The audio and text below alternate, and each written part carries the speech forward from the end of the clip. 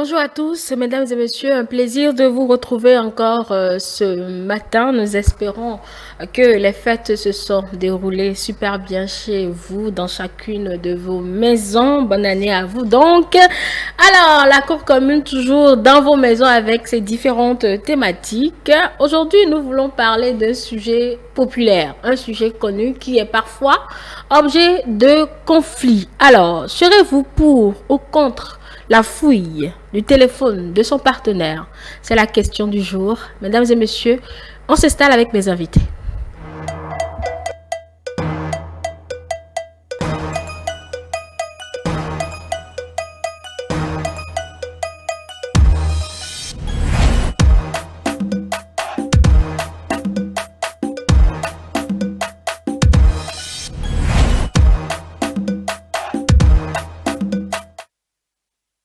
Qu'est-ce qui vous fait rire dans la thématique? Non, je voulais demander est-ce qu'il est pour ou contre pour que je contre-attaque. Il va nous le dire tout à l'heure. Pourquoi vous êtes pressé? Pourquoi vous voulez dévancer mon computer? André, comment vous allez? Ça va bien. Vous avez bien fêté? Oui, par la grâce de Dieu, nous sommes là et nous rendons grâce. Et les nombreux enfants de l'ONG? Tous, par la grâce de Dieu, se portent très bien. Et d'ailleurs, nous remercions chacun d'avoir accepté rentrer dans la nouvelle année avec de nouvelles perspectives pour son propre épanouissement et son propre développement. Est-ce qu'il peut assumer bonjour? Bonjour Angèle, bonjour le plateau et un premier bonjour de l'année, n'est-ce pas, à nos chers amis téléspectateurs, de ma part bien sûr, parce qu'ils en ont reçu déjà, de part et d'autre. Oui, tout ce que je pourrais souhaiter, c'est que nos meilleurs vœux se réalisent. C'est vrai, nous entrons pleinement dans une nouvelle année. Comment on s'y entre et comment parcourir les mois de l'année? Ce sont des questions qu'on doit se poser et voir comment se réorienter pour que nos nouveaux projets se réalisent. Alors, je profite de l'occasion pour souhaiter... On va réserver le vœu à la fin. Pourquoi pas? La fin est mieux. Et vous allez me donner des cadeaux. Pourquoi pas? Puisque c'est une nouvelle année. On dit que les fêtes de fin d'année sont des occasions de sacrifice. Donc faites le sacrifice. Il n'y a pas de nous bonjour. Angèle Tobola, bonjour et bonjour à tous les téléspectateurs. Vous, ça va? Ça va très bien. D'accord. On a bien fêté. Ah, vous avez bien fêté. Oui. C'est le plus important. Vous avez eu quel cadeau? Moi, on m'a rien donné. Non, on m'a rien donné, c'est juste des vœux. Bon, je ne peux pas dire on m'a rien donné. Cher ami André, lorsque les personnes âgées vous demandent encore des cadeaux, moi je l'ai toujours dit. Moi, les fêtes sont toujours des occasions. Je suis débordante de joie. Ouais, voilà, je suis toujours enfant dans ma tête quand on parle de fêtes de fin d'année. De fin d'année. Oui. Donc il y a trois événements. Il y a Noël. 1er janvier et mon anniversaire. Ça, c'est moi-même. Où tu deviens enfant. Oui, je deviens encore enfant. On peut te donner des fesses. Non, pas des fesses. Allez, voilà, mesdames et messieurs, on est confortablement installés pour débattre du thème de la fouille du téléphone de son conjoint. Faudrait-il le faire? Faudrait-il pas le faire? Les avantages, les inconvénients, surtout à partir de quel moment on commence par avoir ces gens d'envie de fouiller dans le téléphone de son conjoint. Alors, André Ali Hono, peut-être pour... entrer dans le vif du sujet. Oui. Vous êtes pour ou contre? Tu m'attaques là. Ouais. Vous êtes pour ou contre? Est-ce qu'il s'est fait exprès? Elle m'attaque. Est-ce que c'est un autre mouvement? Non, moi j'ai plutôt une position un peu tranchée. Sur quel côté? Sur les deux côtés. Sur les deux côtés. Donc ça fait pour et contre? Je dirais pour et contre. Pour et contre, d'abord, je dirais contre, formellement contre, parce que il a tout dit, hein. C'est vrai, ça construit, mais ça détruit plus que ça ne construit les couples. Et contre, c'est surtout si tu ne fais pas confiance. C'est le mot fouiller qui me fait un peu chose. Aller fouiller, c'est que vous manquez de confiance et vous voulez vous rassurer là-bas. Oui, on va parler tout à l'heure du déclencheur. Dit que est-ce que ça va vraiment vous rassurer? Et donc, ma solution, ce que je propose tout simplement à ceux ou celles qui pensent que c'est un droit de fouiller dans le téléphone de son conjoint, de sa conjointe, achetez une SIM commune. Vous avez un téléphone, vous deux, vous sortez, vous donnez le même numéro. Comme ça. On ne peut pas avoir une SIM quand même. Non. Le téléphone. Ce que je dis, puisque c'est une question de si là pour lui fait des choses à part que je dois savoir. Ayez la SIM commune. Si arrangez-vous, je sors aujourd'hui avec, demain tu sors avec. Vous donnez le même numéro comme ça. Si le téléphone est avec papa, il voit les messages qui vont venir pour toi. Si c'est avec maman, elle voit les messages qui vont venir pour toi. Et vous n'allez plus vous plaindre parce que chacun aura le temps de fouiller le téléphone comme bon lui semble. Et ça appartiendra aux deux. Maintenant, je suis contre parce que c'est André qui a pris la décision d'aller acheter sa SIM, son téléphone. Donc c'est la propriété privée de André. D'accord. Et donc s'il doit partager, il faut demander la permission. De André. Et fouiller, c'est ça qui me dérange. Tu peux prendre le téléphone de ton conjoint pour faire quelque chose, appeler, faire tout ce que tu veux, mais aller fouiller à son insu, c'est là que ça me dérange. D'accord, je reviendrai à vous. Oui, Oui, je suis contre. D'accord. Oui, je suis contre. Et je serai plus tard pour. Mais pour le moment, je suis contre. En fait, le portable dont on parle est un outil d'abord de travail à titre personnel. Et lorsque vous avez la chance de vous retrouver, n'est-ce pas, sous le toit d'un homme ou d'avoir une femme sous votre toit, chacun de vous a la chance d'avoir ce téléphone portable dans l'intention, n'est-ce pas, de garder les relations même si vous êtes hors foyer ou si chacun va au boulot. Alors, en principe, on ne devrait pas toucher le portable de son conjoint ou de sa conjointe. Pourquoi? Parce que c'est un outil personnel et je suis la seule personne à le manipuler quand je veux. D'accord, on va entrer dans les détails après. Voilà. Maintenant, vous êtes pour quand? À partir de quel moment? Non, je suis pour lorsque on commence par afficher des attitudes d'infidélité. Ok, Oui. d'accord. Je pense que c'est un choix difficile à faire parce que, compte tenu du contexte, on est tenté de dire pour et dans un autre contexte, tenté de dire contre. Donc moi, je pense que garder une position tranchée serait un peu difficile de nos jours. Quand on dit je suis contre, oui, c'est personnel, je peux échanger avec des amis, je peux échanger et avec les collègues au service. Là, je suis contre parce que je me dis, aller jusqu'à fouiller mon téléphone, c'est peut-être parce qu'on me reproche quelque chose, on soupçonne quelque chose, on doute de moi. Et pour, dans le sens où je sais que je ne cache rien. Je suis pour là, dans la mesure où je me dis je ne cache rien. C'est une manière de prouver à l'autre que je ne lui cache rien. Et généralement, on remarque des femmes qui, quand l'homme veut prendre le téléphone, on débarque de nulle part, on arrache le téléphone. On sort de la douche même, le savon sur la tête. Donc, quelqu'un dans ces conditions-là, c'est son droit de fouiller pour lui. Vous amenez l'homme ou la femme à se dire ça cache quelque chose, mais quand vous êtes sûr que bon, je suis avec telle personne et je sais que peut-être je n'ai pas d'autres partenaires dans le couple, c'est très important. Quand on dit dans le couple, il y a le pour et le contre. Alors, ce qui m'intéresse dans vos réponses respectives, c'est que vous n'avez pas une position tranchée, mais vous avez également dit vous avez tous fait allusion à une vie privée. Est-ce qu'on peut avoir une vie privée quand on est en couple, André? Si tu as une vie de couple sans avoir ta propre vie, tu vas être bousillé quelque part. Ah bon? Qu'est-ce que tu apportes dans le couple? Pour que ça fasse couple, il faut qu'on soit au moins deux. Ok. Et que chacun apporte quelque chose. Oui. Du coup, ce que j'apporte, c'est un tout moi, tout mon bagage, oui. Tout ce que j'ai. Mais c'est d'abord ce que j'ai. Et c'est ça que je livre. Et convenez avec moi, quel que soit le couple, tu ne peux jamais tout livrer. Il y a quel que soit votre, je sais pas, affinité, votre confiance, quel que soit le format de couple que vous aviez formé, vous avez mis en place, il y aura toujours une part de toi qui sera à toi et à toi seul. Est-ce qu'il peut-on avoir une vie privée quand on dit qu'on est en couple, vraiment en couple, et pas copinage du début? Quand on dit conjoint, c'est avant que cette histoire de conjoint n'intervienne, chacun de nous a une vie précédente. Oui. précédente, vous devez dire célibataire.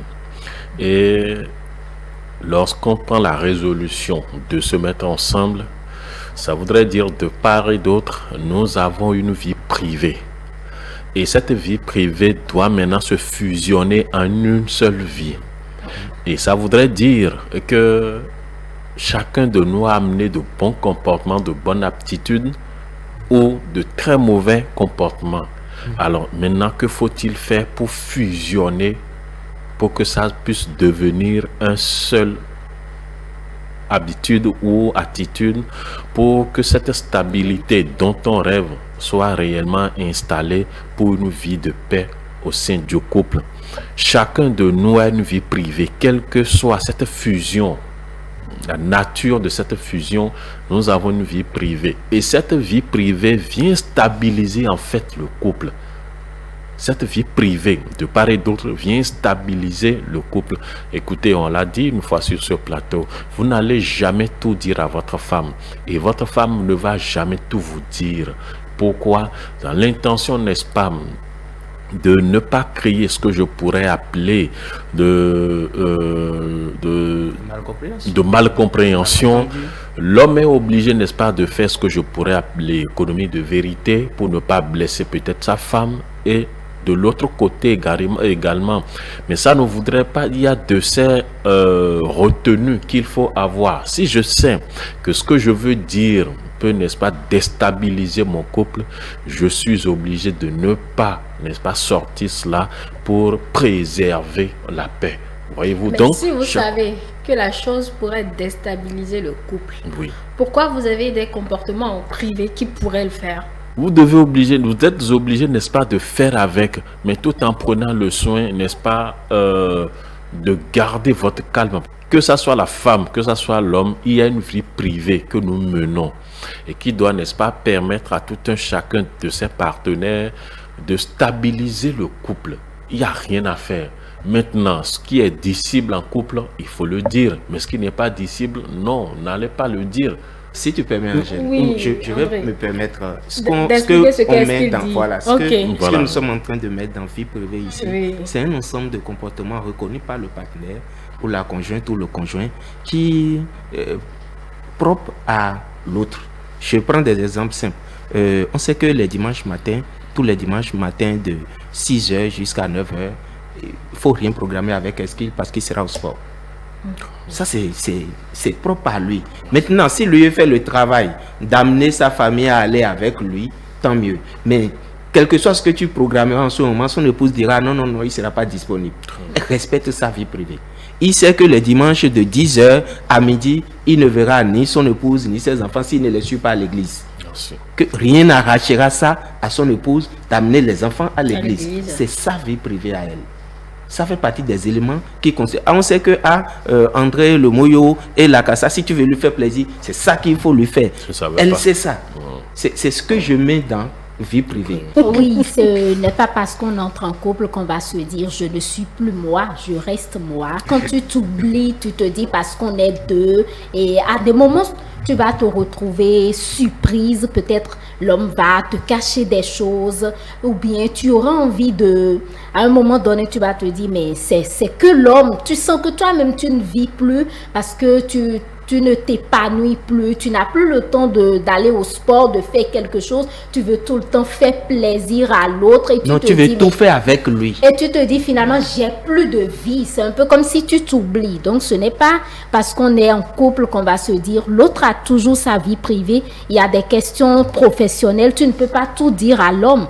Il y a également, du point de vue de la famille, tu ne peux pas tout lui dire. Lui aussi ne peut pas te révéler tous les détails sur sa famille.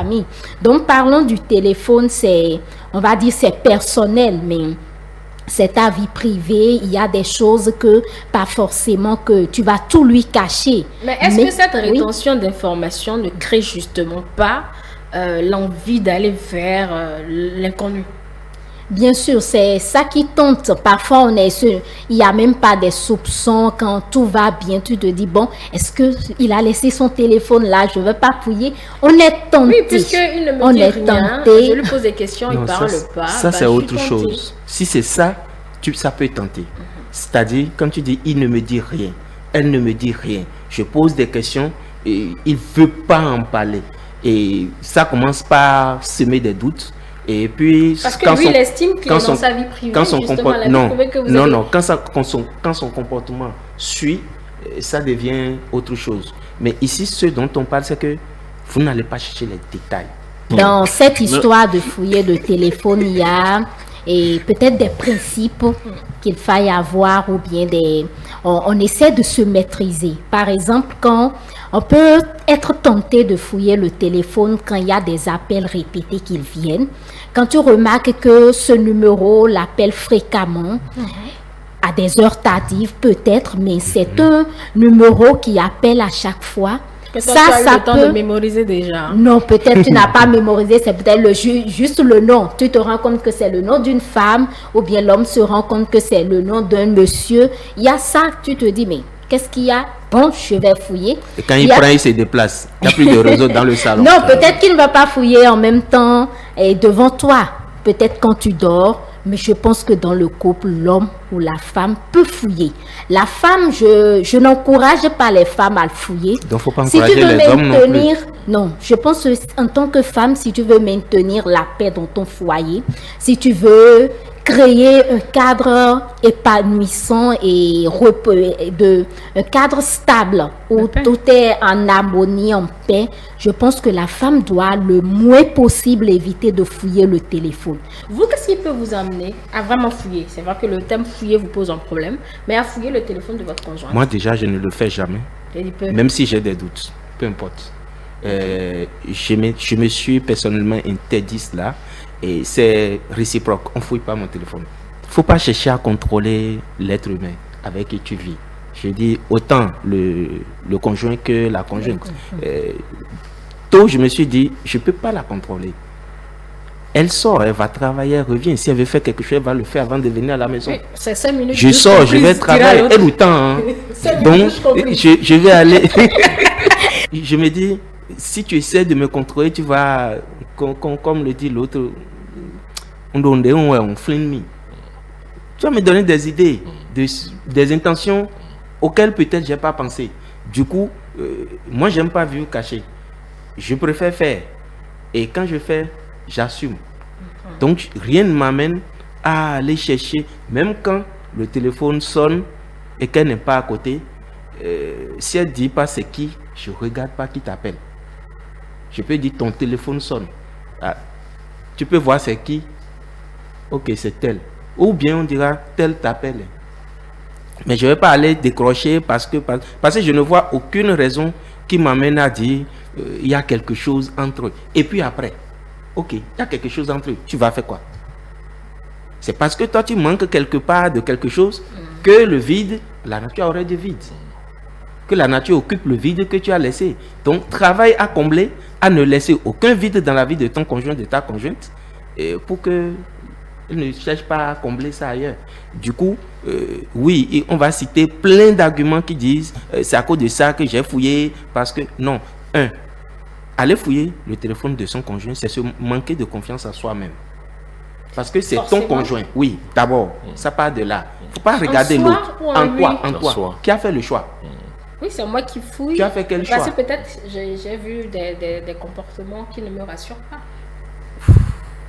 Tu as parlé tout à l'heure de déclencheur. Oui. Qu'est-ce qui a déclenché son changement de comportement? C'est comme ça il était quand tu as choisi?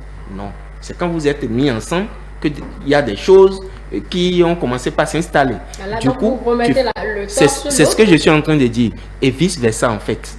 Donc, aller fouiller le téléphone de l'autre, c'est d'abord se reconnaître soi-même en faute. C'est toi qui es en train de provoquer quelque chose. Si je mets de côté ces comportements, j'ai envie de dire pathologiques, où on estime pour des raisons autres qu'un homme ne doit pas rester seul, etc., etc. Bref, il faut assumer ses choix. Mais si fondamentalement on s'est mis ensemble, je prends le cas de ma soeur là, quand demain elle va constater que son homme a commencé par ne plus agir de façon aussi spontanée, la première question qu'il faut se poser, ça a commencé où? Qu'est-ce que j'ai fait qui a provoqué ça? Quand vous commencez par résoudre ça... C'est le fait de mettre cela sur celui qui se pose des questions que peut-être les téléspectateurs ne vont pas apprécier parce que quelqu'un pose son comportement et vous voulez que l'autre se demande qu'est-ce qu'il a fait. Quel comportement il a posé? Il a commencé par te mentir. Donc c'est à cause si tu étais toujours sa digne de conjointe confiance, on ne te mentirait pas. Non, ça c'est quelques petits répats de cheveux, hein, oui, André. Oui. Si tu étais toujours digne de confiance, on ne te mentirait pas. Si tu commences par mentir, je vais te mentir. On est dans une relation. S'il n'y a pas la sincérité, il n'y a pas l'échange réciproque, où je constate que tu commences par me cacher des choses, et que une fois j'ai essayé de résoudre, de t'appeler, de te faire asseoir pour qu'on comprenne, mais tu m'as traité de, je ne sais pas, de bête, en me donnant des arguments farfelus. Bon, je vais commencer par prendre... Là, vous partez sur le principe de la réciprocité. Bon, on ne peut pas vous le reprocher. Mais il doit forcément avoir des cas où c'est l'autre qui a décidé, sans aucun précédent, d'avoir peut-être une double vie. Dans une relation normale, équilibrée, tu te lèves un jour comme ça, tu dis, bon, je vais commencer par faire autre chose. Il y a eu quelque chose chez toi qu'il faut, tu demandes de l'aide. D'accord. C'est à mon niveau. Nous sommes sur les déclencheurs, est-ce qu'il... Oui, les déclencheurs. En fait... je suis un peu contre ces hommes ou ces femmes qui prennent le vilain plaisir qui ont pour deuxième boulot de fouiller le portable de leur conjoint. En fait, c'est quelque chose qui déclenche le problème. Si vous ne voyez pas, vous n'allez pas vous énerver. Oui, alors pour ne pas avoir une crise prématurée, il vaut mieux ne pas. Vous savez, vivre ensemble doit pouvoir nous amener à se faire confiance. C'est ce manque de confiance d'abord en soi-même, on l'a dit tout à l'heure, et envers son partenaire, qui fait que on a tendance, n'est-ce pas, à vérifier cette confiance-là. C'est une façon de vérifier la confiance, c'est une façon de vérifier l'infidélité, la fidélité de l'autre. C'est ça qui nous amène à se dire, mais est-ce que les appels, comment on l'appelle, nocturnes ne pleuvent pas? Est-ce qu'il n'y a pas de rendez-vous lorsque moi je ne suis pas à la maison? Ou est-ce qu'elle va au boulot? Que se passe-t-il? Je vais peut-être vous raconter une petite histoire, petite anecdotique. Au début de notre relation avec ma femme, elle fouillait mes portables. Mais écoutez, je n'ai jamais pris le temps, n'est-ce pas, de retirer ou de le lui interdire. Mais par la suite, ça a cessé. Oui, par la suite, elle ne fait plus ça. Donc, en fait, c'est vous-même qui établissez. C'est le secret que tu n'as pas dit, ce que tu as fait là. C'est cette mise en confiance soi-même d'abord qui vous permet, n'est-ce pas, de mettre l'autre en confiance et de ne pas douter de sa présence. C'est vrai, il y a de ces personnes frivoles qui sont nées comme ça. Si vous avez cette mauvaise chance de tomber sur ce genre de personnes, là, vous n'avez pas gagné. Mais il y a des gens, lorsqu'ils sont conscients de ce qu'ils sont, lorsqu'ils sont conscients de ce qu'ils veulent faire de leur vie sentimentale et qu'ils ont eu la chance de rencontrer, n'est-ce pas, une femme ou un homme, je vous assure qu'ils arrivent à se cadrer, à se calmer, ils arrivent, n'est-ce pas, à se restructurer, à se dire, mais attention, je suis maintenant responsable et à travers mes actes, je dois pouvoir amener mon conjoint, ma conjointe, être responsable. Parce que c'est ce que vous faites que l'autre va vouloir faire. N'oublions pas cet aspect. Angèle Tombola, je pense que deux mots reviennent et le manque de confiance en soi, on se dit, on veut s'assurer, le manque de confiance et on veut surveiller l'autre. On veut s'assurer que l'autre est toujours avec moi. Est-ce que c'est forcément une intention de surveiller l'autre? Ça peut être aussi de se sécuriser. Vous avez tous abordé des aspects en matière d'inconvénients de la chose. Il ne faut pas faire ci, parce que si tu le fais, tu vas faire quoi après? D'accord. Mais vous allez dire que cela n'a pas sauvé des vies? Ça peut sauver de vies. Ça dépend de comment on le prend. C'est l'après. Quand tu sais très bien, c'est l'après. C'est la gestion d'après. C'est la gestion d'après. Qu'elle a eu ou qu'il ou elle, cette personne a eu des informations pour protéger sa vie. Si elle n'avait pas fouillé, je dis elle, c'est pas la femme, mais si la personne n'avait pas fouillé, est-ce qu'elle aurait l'information? Tu découvres peut-être que le monsieur a un enfant dehors. Bon, Peut-être c'est un avantage, tu ne le savais pas, mais tu viens de découvrir qu'il y a une femme ça vient renforcer davantage ton manque de confiance en lui. Bon, ça c'est le psychologue qui parle, on ne va pas le lui en vouloir. Oui, donc c'est les avantages, ça. Quand tu découvres, le psychologue parlait de l'après. Je pense que c'est important. Quand tu découvres que le monsieur est en train de te tromper ou a un enfant dehors, comment tu réagis? D'abord, ça te fait un choc. Et ce choc-là, si tu n'es pas mentalement forte, tu ne peux pas, ou fort, tu ne peux pas sortir de ce choc-là. Quand tu apprends que c'est celui que j'aime, c'est celui qui ne m'a jamais trompé, et que du coup tu apprends que c'est un ou deux maîtresses, c'est plusieurs maîtresses dehors, ça fait un coup. Et tu te dis, est-ce qu'il faut continuer? L'amour que tu as pour la personne, l'amour peut prendre un coup. Ça, c'est comment on s'y prend. L'amour peut prendre un coup. Si la femme n'est pas psychologiquement forte, elle ne peut pas se dire, bon, qu'est-ce qui a amené ce monsieur à poser tel acte? Est-ce que c'est pas moi? Est-ce que...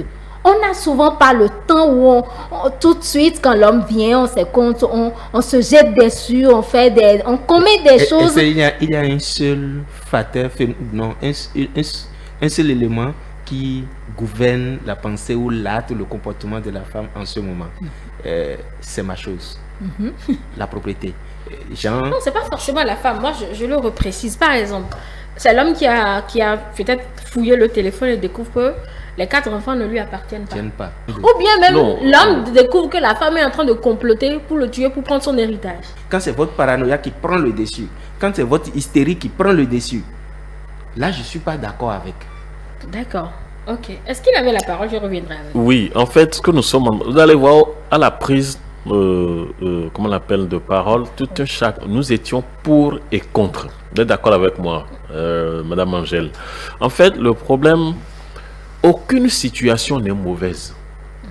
Si c'est vrai, il m'est arrivé une fois, n'est-ce pas, de trouver des messages douteux dans le portable de mon conjoint ou conjoint. C'est la façon de gérer qui compte. C'est vrai, Dieu aurait voulu que je fasse comment on l'appelle, fouiller le portable et que je trouve un message qui pourrait porter atteinte à ma vie à ma vie privée. Je suis d'accord. Maintenant, comment tu arrives à gérer la suite? C'est ce qui compte, c'est ce qui compte. Et c'est parce que nous, les humains, n'arrivent pas à gérer la suite que nous sommes parfois contre. Voilà, c'est ça le problème. On n'arrive pas à gérer la suite. J'ai découvert un message ou un truc là. Alors, qu'est-ce qu'il faut faire? Dans la calmie, je peux régler le problème. Mais nous connaissons, vous connaissant, la suite c'est quoi? Si ce n'est pas les révoltes, ou ce n'est pas insultes, ou ce n'est pas truc là. Oh, dans la calmie, dans le calme, on peut régler la situation. Donc, on ne peut pas dire que c'est sur toute la ligne. Régler la situation revient à faire confiance à ce que l'autre dira comme argument. Bon, pour le moment, même si vous bluffez, même si vous servez de mensonges sur un plateau. Devant le fait accompli, oui. Pas forcément chercher à se défendre. Oui. Si tu as encore menti, quel que soit jusqu'à ce que vous sortiez la vérité, ça dit la vérité. Si le mensonge peut sauver mon foyer, c'est bien. Je pense que c'est une question très délicate parce que, tu vois, c'est pas seulement dans les questions de conjoint-conjointe, même en amitié. Ça peut amener des ruptures d'amitié. Je prends le téléphone de mon ami et puis je découvre des informations. Je fouille, j'ai l'habitude de fouiller le téléphone. Je lui arrête, je fouille et puis je découvre des choses et je dis pourquoi tu m'as caché ça? Nous étions tout le temps amis. Moi, ça m'est déjà arrivé.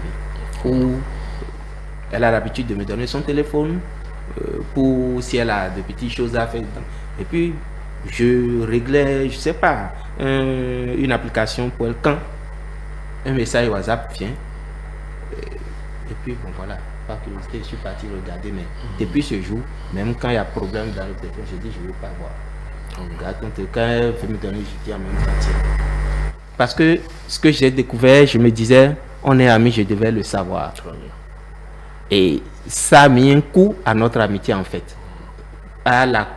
Au niveau de degré que moi j'accordais, je me suis dit bon, si tu me caches des choses comme ça, ça veut dire quelque part ce que je pensais être confiance n'est plus à ce niveau. D'accord. Du coup, je ne sais pas, la question que tu m'avais posée. Oui, je parlais des avantages. Est-ce que ça n'a pas Sinon, d'avantages? les avantages, ça n'a que d'inconvénients? Non, moi, je ne veux pas prendre le fait de fouiller que ça a des avantages. Ok. Si je suis dans un couple et que mon épouse a eu 4 enfants dehors, m'a fait croire que ce sont mes enfants jusque-là et que par le hasard des choses, j'ai jamais eu de soupçons sur ça.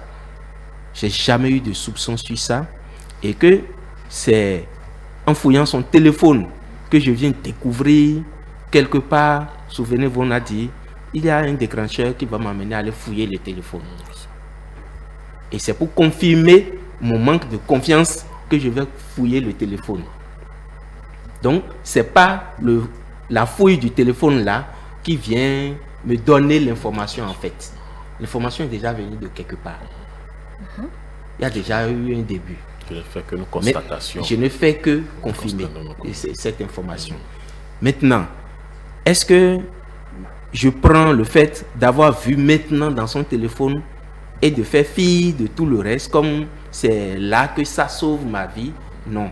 Moi, je pense que honnêtement, si on veut être suffisamment responsable et vraiment faire preuve de vérité dans le couple, de respect réciproque, et je parle toujours respect de soi d'abord, avant le respect du conjoint, de la conjointe. Angèle, moi, en conclusion, il ne faut pas le faire. C'est-à-dire, faut quoi que soit alpha. Parce que vous allez d'abord vous faire mal. Et rien ne prouve que le choc que vous allez recevoir, vous allez vous en sortir. Vous allez guérir là. Il ne faut pas fouiller.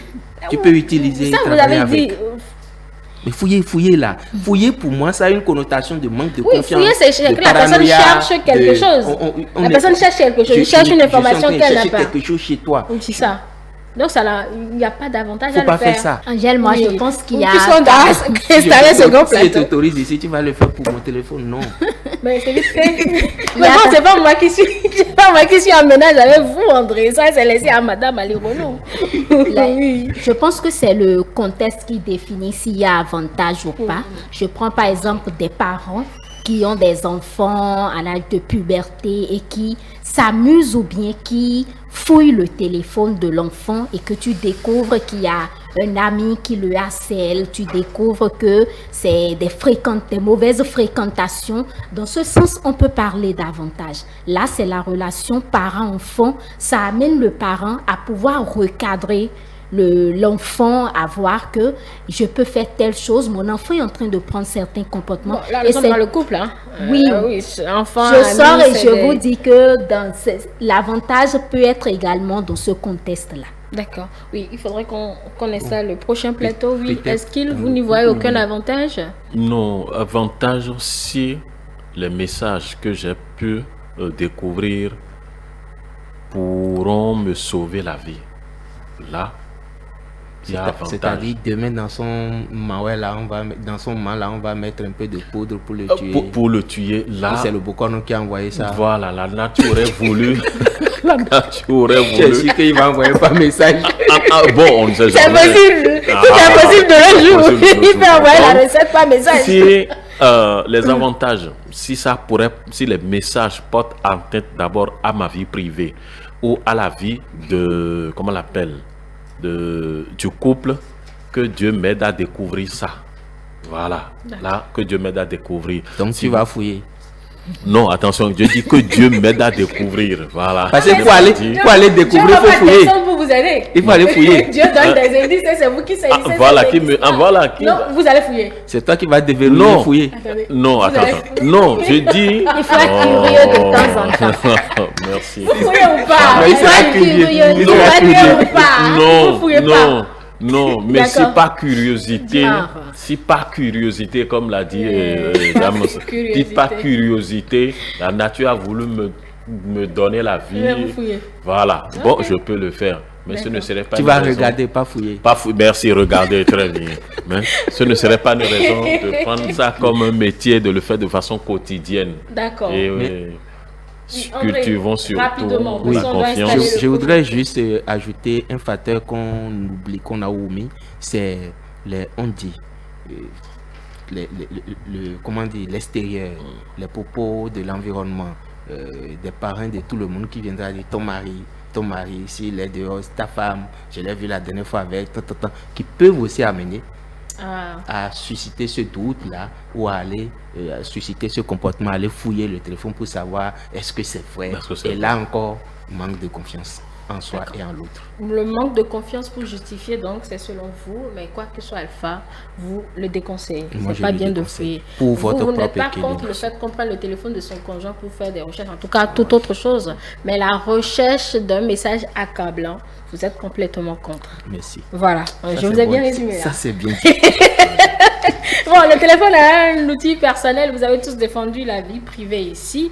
Je ne sais pas ce que le prochain plateau dira, mais je vais l'installer. Il est fait de Madame Geneviève Kpangon, qui est spécialiste en communication, et Calice ainsi, qui est journaliste. Avec eux, on va peut-être continuer à parler davantage aux inconvénients à le faire. Surtout, ce qu'il faut faire, c'est-à-dire ce qu'on va appeler gestion de l'information après la fouille. Quand vous vous entêtez à fouiller, comment vous gérez cette information? Voilà ce dont on va parler. Il ne faut pas pleurer.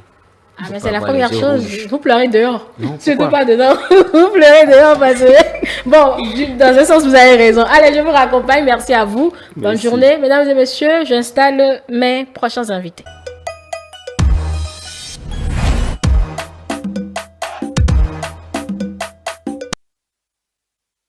Pour la stabilité du couple, beaucoup recommandent de ne pas le faire parce que c'est un manque de confiance et ça crée beaucoup de choses. Dans d'autres pays, c'est un délit que de fouiller dans le téléphone de son conjoint. On parle de violation de la vie privée. Bon, sur nos cieux, on prend ça et puis bon, personne n'en parle. Ça va de comment vous gérez l'information après. Allez, Madame Kpangon, bonjour. Bonjour Madame Angèle. J'espère que cette fois-ci, je l'ai bien prononcé. Hein? Oui, vous l'avez bien prononcé. Ok. Geneviève Kpangon, consultante en communication et en événementiel. C'est bien ça. Vous avez bien fêté? Oui, très bien. Et vous-même? Super bien. D'accord. J'ai beaucoup dormi surtout. Bonjour Calistancy. Oui, bonjour madame. Vous allez bien vous? Ça va, c'est bien. Grâce à Dieu. Ok. Alors, je vais vous poser la question. Pour, contre? Vous êtes vous? Je suis pour. Vous êtes pour? Ah. D'accord. Moi, je vois un qui est vous. Et vous? Moi, je suis contre et parfois pour. Ça dépend des circonstances. D'accord. Vous êtes contre pourquoi? Je suis contre le fait de fouiller le téléphone de son partenaire parce que pour moi, le téléphone portable est un recueil d'informations. Et si... c'est justement un recueil d'informations quand ça va là-bas. Et quand on parle d'informations, il peut y avoir des informations personnelles, des informations professionnelles que l'on n'a pas forcément envie de faire connaître à son partenaire. Cela ne veut pas dire qu'on est en train de lui cacher quelque chose, mais cela veut simplement dire qu'on ne veut pas pourrir l'ambiance ou qu'on veut garder certains secrets professionnels cachés, histoire de ne pas livrer ou de ne pas mettre, de ne pas exposer voilà, les gens avec qui on travaille. Donc, sur ce point-là, moi, je dis qu'on peut cacher les informations à son partenaire. Mais qui de mieux pour tout entendre si ce n'est votre partenaire? Il peut tout entendre. Secret professionnel, je peux comprendre. Mais le reste, je ne sais pas moi. Quel type d'autres informations que vous pouvez lui cacher? Ce que nous oublions souvent, c'est que quand on parle d'une vie de couple, la vie de couple se subdivise en 3 parties. Je dirais... les 2 partenaires ont leur vie, vie privée, en griffe, parce qu'ils viennent de différents horizons et ils sont venus se rencontrer pour former le couple. Et chacun a sa vie, c'est-à-dire chacun a sa vie privée et maintenant ils ont leur vie de couple. Et si on part sur la base que chacun d'eux a sa vie privée, ce qui voudra dire qu'il y a des secrets de famille que la femme ou l'homme ne veut pas forcément dévoiler que la femme ne veut pas dévoiler à son homme et vice-versa. Si on part sur cette base-là, on peut dire oui, qu'il y a des secrets, il y a des choses qu'on n'a pas envie de faire connaître à son partenaire. Et chacun de nous a sa vie privée. Et on ne le respecte pas assez, mais il faut que les gens commencent quand même à comprendre pour la paix dans le foyer, que chacun a sa vie et après, ils ont leur vie à deux. Oui, la manière dont vous le dites, ça m'intéresse. Pour la paix dans le foyer, oui. Tout ce qui est recherché, c'est la paix. Mais quelle vie privée vous menez jusqu'à ce que la collecte, là, ça va créer conflit? C'est pas vous, Madame Kpangou, hein, mais ceux qui soutiennent cette thèse-là. Quelle vie privée vous menez jusqu'à la découvrir, là, ça va créer problème? Ça veut dire que vous n'êtes pas honnête? Non, cela ne veut pas dire qu'il y a qu'il y a de la malhonnêteté qui est cachée. Ok. Vous savez, dans nos familles, nous n'avons pas forcément envie d'exposer tout. Vous comprenez? Et cela, il va de notre respect vis-à-vis de la belle famille ou vis-à-vis du mari, de cacher ou de laisser ces informations-là dans leur coin. Parce que lorsque vous exposez votre famille à celui que vous avez épousé, à votre homme par exemple, ou à votre femme, c'est vice-versa, hein, vous ne savez pas quand est-ce qu'il viendra vous jeter certaines informations à la figure, quand il y aura des embrouilles dans le couple. Et cela va peut-être l'amener à manquer de respect à l'un des membres de votre famille et on ne le souhaite pas. Donc c'est sur cette base-là que moi je dis que chacun a sa vie et on doit quand même essayer de respecter la vie de chaque partenaire du couple. D'accord. Et à partir de quel moment vous êtes pour?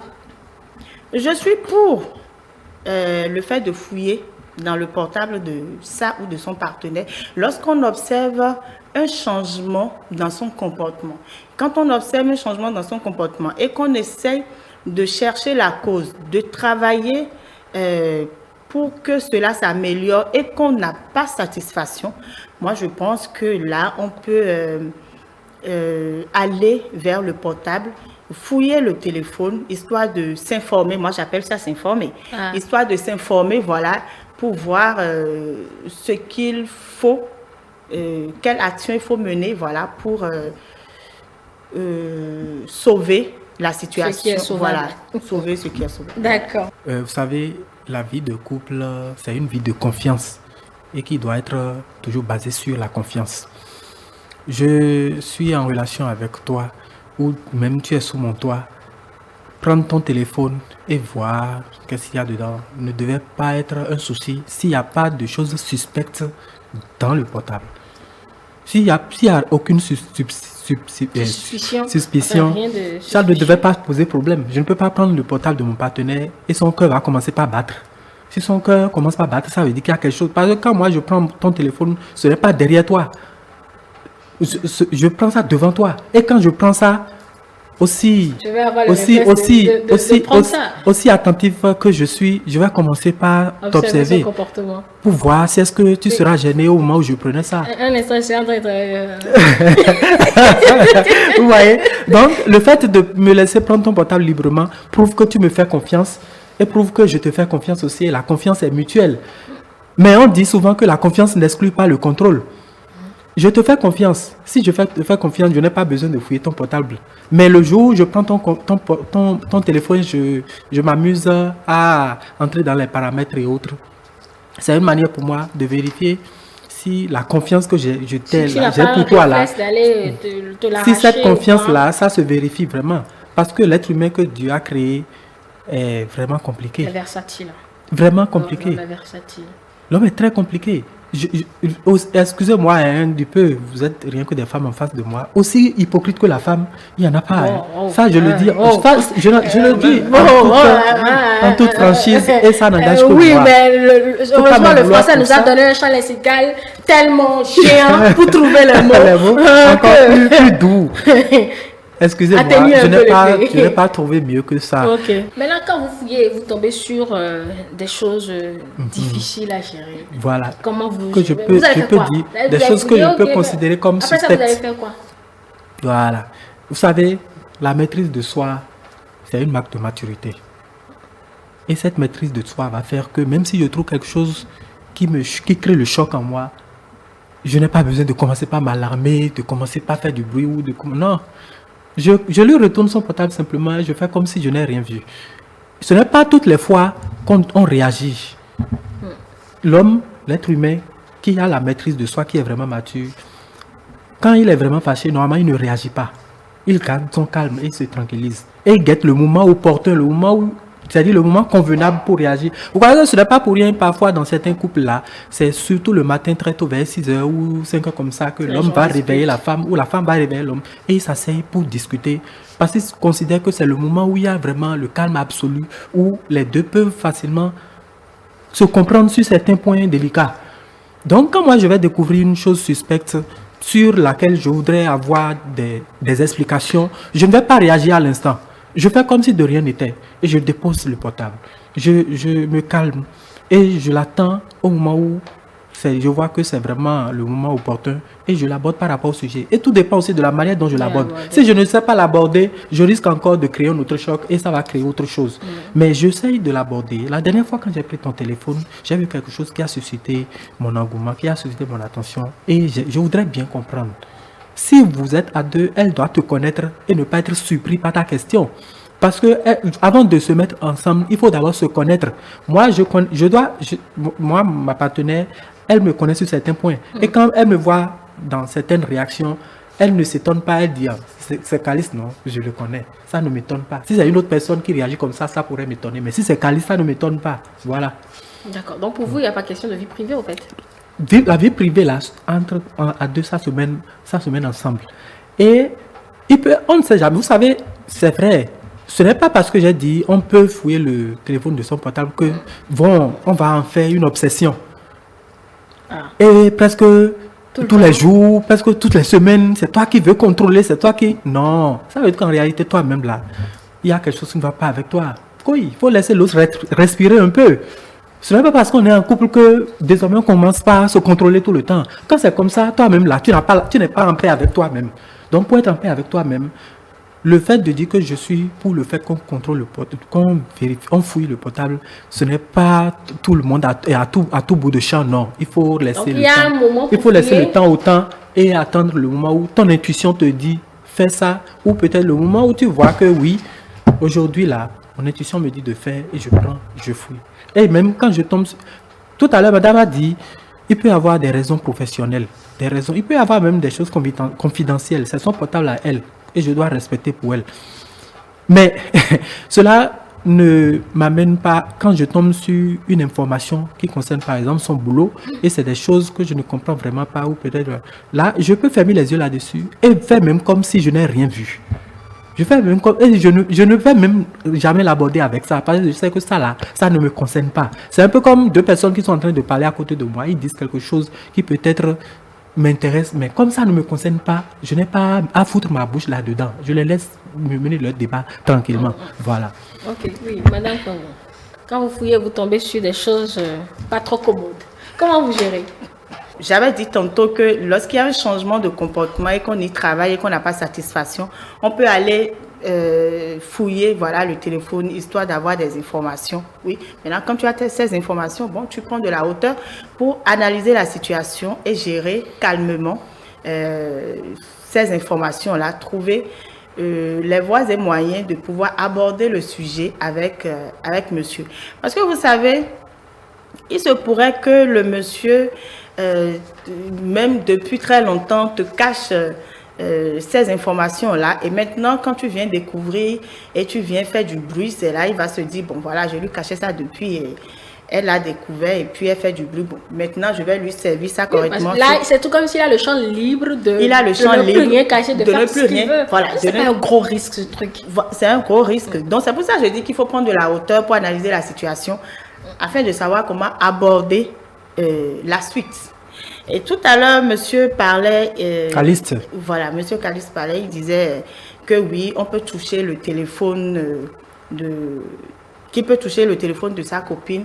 Je voudrais quand même qu'on essaye de faire la nuance, entre fouiller le téléphone et juste prendre le téléphone pour une brève utilisation. Je peux prendre le téléphone de mon partenaire pour lancer un appel si je n'ai plus de crédit, si je n'ai plus d'unité. Ça, c'est pas un problème. Il peut aussi prendre mon téléphone pour lancer un appel ou prendre le contact d'un proche. Il n'y a pas de problème. Mais ce dont on parle ici, c'est le fait de fouiller. Et j'ai été clair. Moi, j'ai parlé de fouiller. Je peux fouiller ça devant elle. Mais pas derrière elle. Même si c'est derrière, c'est pas un souci, mais fouiller dont je parle là, c'est dire prendre et entrer dans les paramètres, vérifier les messages et autres. Je peux le faire devant elle, sans souci. Si elle y trouve d'inconvénients, ça veut dire qu'il y a quelque chose de suspect. Ça veut dire que vous n'aimez pas la paix alors? Non. Parce que vous pouvez prendre le téléphone de votre partenaire, juste lancer un appel, prendre un contact, lire une information, mais vous ne pouvez pas prendre ce plaisir-là à fouiller le portable et dire oui, c'est pour voir son degré de confiance. Si vous n'avez pas confiance en la personne, bon, que chacun continue son chemin. J'ai confiance. Si je n'ai pas confiance en elle, je ne vais pas l'amener sous mon toit ou être ami avec elle. Là, il faut qu'on se comprenne. La confiance n'exclut pas le contrôle. J'ai dit ça tout à l'heure. Et quand je me mets à fouiller son portable, c'est une manière de voir si cette confiance que je lui fais là, elle mérite ça vraiment. Parce que j'ai bien dit, l'être humain que Dieu a créé est vraiment compliqué. Vous voyez un peu, et si je me mets à fouiller son portable devant elle, c'est une manière de dire que je ne lui cache pas le fait de vouloir savoir ce que contient son téléphone. Et en l'observant au moment où je fouille ça, si je vois qu'elle se sent vraiment gênée, là, c'est la force qu'elle me donne comme ça de fouiller ça davantage. Sa phrase, elle est importante. Vous n'avez pas la paix. Je n'aime pas la paix. Je n'aime pas la paix. Je n'avais pas bien entendu. Donc, je n'aime pas la paix. Oui, vous n'aimez pas la paix. Si vous avez ce plaisir-là, à prendre son téléphone, à fouiller, à la regarder, à voir ses faits et gestes, histoire de voir comment elle est en train de réagir au fait que vous prenez son téléphone, ça veut dire que vous n'aimez pas la paix. Permettez-moi de vous répondre. J'aime bien la paix. J'ai dit tout à l'heure ici. Mais vous vous sécurisez. Que moi-même là, je lui laisse mon portable. Il s'est fait même un jour où je devais me rendre quelque part et j'étais un peu pressé. Et elle devait me faire une saisie sur mon portable là. J'avais commencé, je n'avais pas terminé. Donc, je lui ai dit de bien vouloir me faire, puisque c'est un peu urgent pour moi. Oh, je dois courir pour aller rencontrer quelqu'un rapidement. Je lui ai laissé le téléphone et j'ai pris ma moto, je suis parti. Pendant ce temps, je pouvais peut-être imaginer ou penser qu'elle va profiter de cet instant où je ne suis pas là pour fouiller et ne pas vouloir lui laisser ça. Mais je lui ai laissé ça. Le simple fait de me comporter comme ça doit déjà lui montrer que, pour moi là, le fait de prendre le portable de l'autre et de fouiller dedans ne devait pas être un problème. En fait, donc c'est réciproque en fait. Elle aussi, si je dois pouvoir accepter qu'elle prenne mon téléphone et qu'elle fouille aussi. Mais si elle est sur le principe, j'ai une vie privée, t'as pas le droit. Ah non, la vie à deux, c'est une vie de complémentaire, c'est une vie d'entente. Il faut qu'on se comprenne, qu'on se connaisse sur certains points. Moi, voilà. je dis, je suis contre et pour à des moments donnés. Contre parce que il ne faut pas pourrir l'ambiance. Quand l'ambiance elle est bonne, il faut laisser l'ambiance telle qu'elle est. Et c'est quand on commence à remarquer un comportement suspect et qu'on y travaille et qu'on n'a pas une solution, qu'on peut se dire maintenant qu'il faut que j'aille creuser davantage, histoire de savoir ce qui se passe. Mais moi, je ne peux pas attendre qu'il y ait des comportements suspects avant de, vous avez été de prendre le téléphone vous voulez vous sécuriser quoi? De ma chérie pour faire des vérifications. Ça, c'est Caliste. Que vous connaissez, si je me connais, que vous estimez qu'il faut fouiller. Oui. Bon, parlons de la gestion de l'information après la fouille. Étant donné que tu as eu le courage d'aller vers le téléphone et de fouiller, je pense que tu dois avoir suffisamment de ressources pour gérer. C'est cette intelligence-là et cette maîtrise de soi qui manque aux partenaires, et que ce soit homme ou femme. Et quand ils découvrent les informations, ils perdent le contrôle et des fois ils commettent l'irréparable et c'est bien dommage. Donc je pense que lorsque vous avez le courage d'aller vers le téléphone de votre partenaire, que vous fouillez et que vous avez l'information que vous voulez, il faut avoir la maîtrise de soi et gérer avec tact pour ne pas tout gâcher. Et tout dépend du choc. C'est le degré du choc reçu qui va même prouver que tu as la maîtrise de soi. Si tu sais que tu es allergique à la fouille d'un portable, faut pas fouiller. Lorsque je sais que je suis allergique à un aliment, pourquoi je vais consommer ça? Ça veut dire que moi-même là, je ne m'aime pas. Vous voyez un peu ce que je dis? Donc, celui qui fouille le portable de son partenaire, ça veut dire que lui là, il sait qu'il peut supporter la période, le moment d'après. C'est pourquoi il va avec le portable et il fouille ça. Il y a des situations où l'homme, étant donné que nous sommes dans une tradition, nous avons une culture propre à nous. Il y a des informations qui sont cachées dans les portables surtout des hommes qui n'ont pas envie de faire découvrir à leurs femmes, c'est-à-dire ce qu'ils font comme business. Non, pas business forcément, ce qu'ils font au village, quand ils vont au village, tout ce qu'ils font comme cérémonie et autres, ils n'ont pas forcément envie que la femme le sache, parce que la femme, elle n'a pas un filtre où elle peut, dès qu'elle lit l'information, elle va se dire, ah oui, il a fait ci pour la protection et autres. La femme n'a pas ça. Donc, dès que la femme lit ces informations, elle commence à crier, elle commence à se faire des films dans sa tête et elle met l'homme dans des problèmes parce qu'elle met la pression à l'homme pour que l'homme puisse lui expliquer mot par mot ce qu'elle a trouvé dans le téléphone. Ça, c'est des situations qui amènent des fois des hommes à fuir le foyer. Simplement parce qu'on ne peut pas passer toute sa vie à répondre à des questions de madame. On ne peut pas passer toute sa vie à répondre à des questions. Donc, je veux dire également aux femmes que lorsqu'elles ont le courage d'aller fouiller le téléphone et qu'elles trouvent des informations, ces genres d'informations, qu'elles essayent quand même de savoir comment poser des questions, comment gérer pour la paix dans le foyer. C'est important. Parce que dès qu'on parle de cacher le téléphone ou fouiller le téléphone de son partenaire ou de sa partenaire, on a systématiquement tendance à penser au volet infidélité. Il n'y a pas que ce volet-là. Voilà, il n'y a pas que l'infidélité qui est cachée dans les portables. Il y a plein d'autres informations que les partenaires n'ont pas envie de partager. Cela ne veut pas dire qu'ils ne se font pas confiance. Parce que si le couple n'est pas basé sur la confiance, on ne voit pas ce qu'on fait ensemble. Donc, quand on parle de fouiller le téléphone, n'ayons pas systématiquement l'infidélité. Voilà. Chacun n'a qu'à se faciliter la tâche. Si on n'a rien à cacher et que ce n'est que les informations qui concernent quand même la vie privée dont je parle.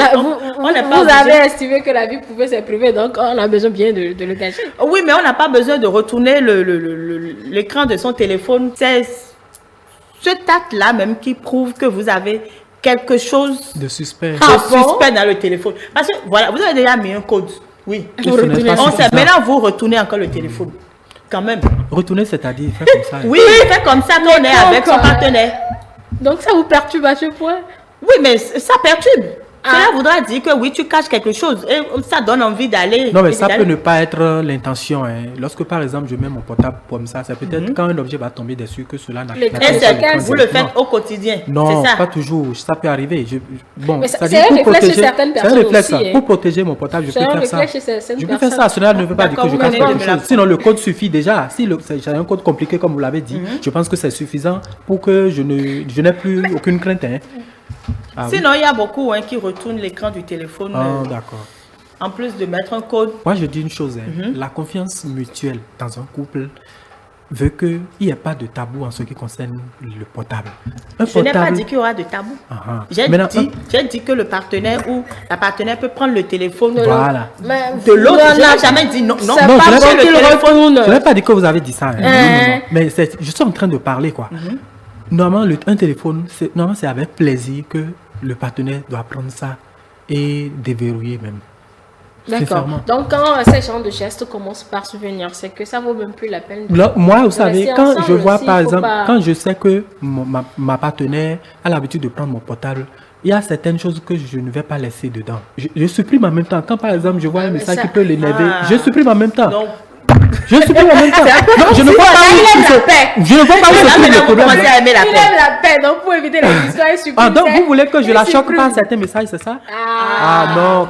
Pourtant, vous avez dit qu'elle doit laisser ainsi. Non, je n'ai pas dit qu'elle doit laisser certains messages. Non, elle est libre de supprimer les messages. Si elle n'a pas eu le réflexe de supprimer, et que vous tombez les yeux. Si elle n'a pas eu le réflexe de supprimer, je tombe dessus et je vois que c'est un message qui peut m'amener à lui poser des questions, à lui adresser. Vous les posez. À lui adresser une demande d'explication. Mais je formule une demande d'explication en bonne et due forme que je lui adresse à un moment opportun, au moment convenable. Elle vous répondra. Ah oui, vivement qu'elle arrive à bien se défendre. Pour pouvoir se défendre. Allez, le téléphone est un outil personnel. Maintenant, chaque couple définit le comportement de chacun des partenaires au sein de ce couple. Si vous estimez qu'il faut fouiller le téléphone de l'un ou de l'autre, c'est c'est le choix de ce couple-là, mais chacun est responsable de son acte. Merci à vous. Merci à toute l'équipe. Mesdames et messieurs, on vous retrouve demain, si Dieu le veut. Bonne journée.